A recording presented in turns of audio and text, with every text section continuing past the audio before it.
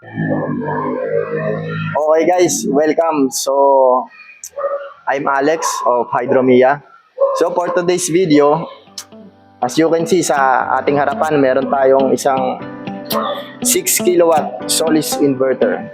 So, mainit-init pa, kakabili ko lang dyan sa Ian Solar Cavite. Ayan, ang bili ko nga pala dito is worth 44,000. So, 6 kilowatt Solis inverter. 44,000 na siya kagad. Inverter pa lang to. Ang inverter pa lang na to guys is hybrid on-grid inverter. 6 kilowatt Solis inverter. Hybrid on-grid inverter. So samahan nyo ako. Bubuksan natin to. Titignan natin kung anong itsura niya sa loob. So para may idea din kayo dun sa mga nagbabalak bumili ng Solis inverter. Para ayan, may reference kayo through this video na gagawin natin. So, kape muna tayo habang mag-unbox. Ayan. Then, tulungan mo ako kasi mabigat to eh. Okay. Ayan. Unbox tayo. Nagpatulong tayo kasi mabigat eh. So, kailangan pala, nakikita yung ibabaw. Ayan. Safety naman yung ating packaging. So, sa taas makikita agad natin tong pinaka-mounting bracket niya. Ayan. Ang solid ng mounting bracket niya. Ang ganda, kulay puti. Oh. And then, syempre yung ating manual. Ito yung pinaka-importante. Babasahin natin yan. Kaya natin yan. Ayun. Kaya pala siya 44,000. Ganda oh. No? Ang solid eh, no? Ito, meron siyang Wi-Fi module. Kukonek natin yan dito sa ating inverter. So, para makita natin yung mga parameters niya dun sa ating cellphone. Sa pamamagitan nito, magkakaroon sila ng connection through Wi-Fi. Ito. Parang pala yung connection niya. USB type. Ayan. So, pag-aaralan natin din lahat yan. Explore din natin yan, mga yan. Explore natin tong features ni Solis, yung mga settings dyan. Magagawa natin yan ng documentary vlog video. So, may box dito. May kasama na rin siyang MC4. MC4. Para sa PV. Sa connection niya dun sa solar panels. And then, meron din siyang, anong tawag dito? Nakalimutan ko yung tawag dito. RJ45, yung connection niya dun sa, sa communication. Dun sa, ayan, sa inverter at sa battery malamang. And then, ito. Tox. Ayan, kompleto na siya. Ang laki ng box, pero ang konti ng, ang konti ng laman. Laki lang yung box. So, ayan. And then, tignan natin. Ano pa? Meron. Wala na. So, ito. Meron pa. Meron pa. Ayun. Ayun yung niya. Sa communication niya. RS485. Kung di ako nagkakamali. Tama ba? I'm not sure. Pero alam ko RS485 cable. Communication cable. Nakikita sa camera. Communication cable. Meron pa ba? Meron pa dyan. Meron pa. Meron pa dito. Tignan natin. Anong laman ng box na to? May maliit pa siyang box. Yun, sabi ko na. City. Ayan. Ito yung isa sa pinaka-importanting accessories nito. Yung City. So, ito. Ano siya? City. So, tingin ko wala na. Buksan natin. Mabigat to eh. Solid to eh. Solis. Okay, no? Ay, sige.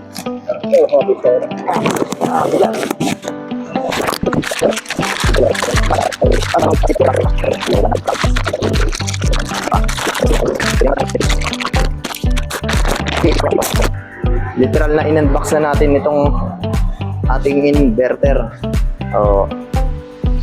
hybrid on-grid inverter Solis. So makikita nyo, yan, napaka-nice nung itsura niya. So ito yung mga port niya. Ayan. And ito is, inuulit ko, is Solis 6 kilowatt hybrid on-grid inverter. Nabili ko siya sa kay Ian Solar Cavite ng halagang 44,000. So, ang ganda ng screen niya, ayan. Ang laki na ng screen niya. Ito yung mga button niya, up and down, enter, power operation, tapos yung mga indicator niya, alarm. So, ayan. And then, dito sa gilid, yung specs ng ating inverter. So, check lang natin yung mga importanteng specs dito. So, unang-una dyan yung, syempre, yung voltage input niya. So, hanggang 500 volts. Yung kanyang voltage input. Yung MPPT range niya, DC, 90 to 435. And then yung max current niya, dahil 2 string ito or 2 input, kada input, ang maximum current niya, input current niya is 16 ampere. Tapos yung short circuit niya naman, kada string is 20 ampere. And then yung battery voltage niya, 40 to 60 volts. So yung output niya, maximum power output niya, AC, 600 watts or 6 kilowatts. Ayun, hindi ko na isa-isahin. Basahin nyo na lang dyan. Pero yung mga binanggit ko, yun yung mga basic or importanteng pinaka-importanteng specs ng ating inverter. So, para alam natin kung ilang voltage yung ipapasok natin, ilan yung maximum current na ipapasok natin, or yung output niya, kung ilan yung maximum current output niya or power niya. So, 6 kilowatt hybrid on-grid inverter. Solis. Dito sa gilid niya, pag nakaharap kayo, left side, makikita nyo dito yung PV switch niya. So, yung parang isolation switch niya. So, maka-cut off yung, pag naka-off to, syempre maka-cut off yung supply na galing dun sa taas or dun sa ating mga panels. Basically, switch lang talaga yun siya. And then, sige, unahin natin itong sa right side niya naman. Ito yung switch mismo ng inverter para mag-power on yung ating Solis inverter. Ayun, halos lahat ng mga port niya nandito, lahat sa ilalim. So, makikita natin dyan yung 2 inputs, PB1, PB2. Dito sinasalpak yung MC4, yung input galing dun sa ating mga panels. So, naka 2 string tayo. So, ito yung kaninang may rated na 16 ampere. So, kailangan 16 ampere lang yung ipapasok natin dyan kada string. And then, ito yung sa battery niya. Positive, negative. Yung sa communication niya, sa Wi-Fi module, dito natin siya sinasalpak. And then, yung grid niya, i-connect dun sa Meralco. And then, ano pa bang meron dito?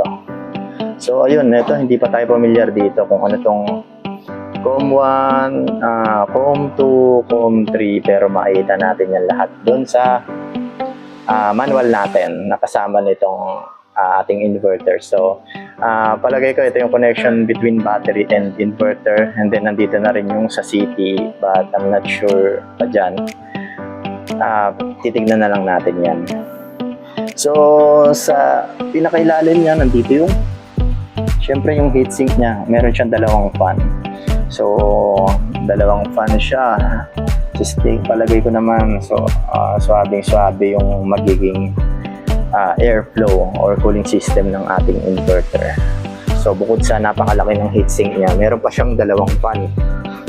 So, ano pa ba ang pwede nating ipansin dito?